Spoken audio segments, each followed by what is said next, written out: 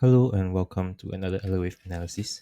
So today on the update on the S&P 500, right? So yesterday I made a video and explained that that I noticed an ending diagonal, right? So over here this is my count, right? A B C, A B C, A B C, A B C, and A B C, right? So this turns out to be wrong at a degree level, right? So I will um do it live to change it so that you know what I mean, right? But thanks to one of my who saw this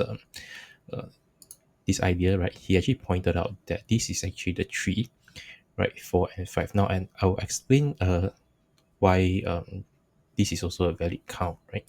So the difference is actually on the degree level now. If you look at this whole wave, right? I put this as a ABC, but within it's actually another ABC, right? And I explain also that yeah, it's corrective in nature. So I thought that this ABC is actually the same degree as this ABC, but it turns out it's not. It's actually 1 degree lower, right? So this is actually 1 degree lower, right? And this is also 1 degree lower. So the counts themselves doesn't have a problem. The problem is with the degree, right? So this is how I would change it, and you see that overall it is still the count itself didn't change, the wave structure itself didn't change, but instead of the degree being the same as this big degree, now what happens is that I actually have a bigger ABC, right? That is, let me just do it a bit more precise over here. A, right? So and then this is actually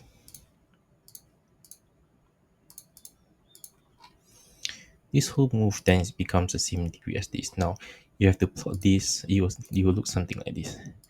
Now, as I explained in my previous video, truly speaking, it's not ABC, it's more of a WXY. It's just a personal preference that I like to reserve WXY for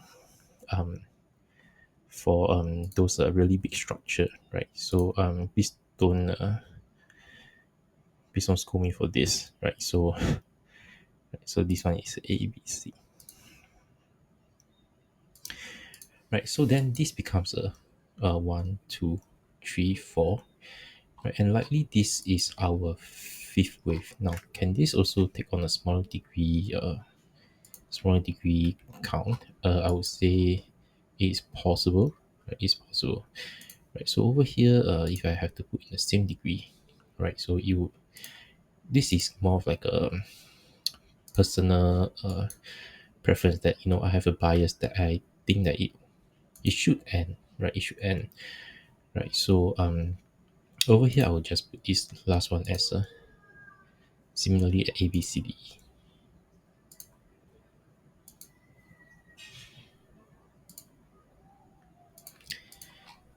Okay, now can this whole move be like a ABC X and an ABC?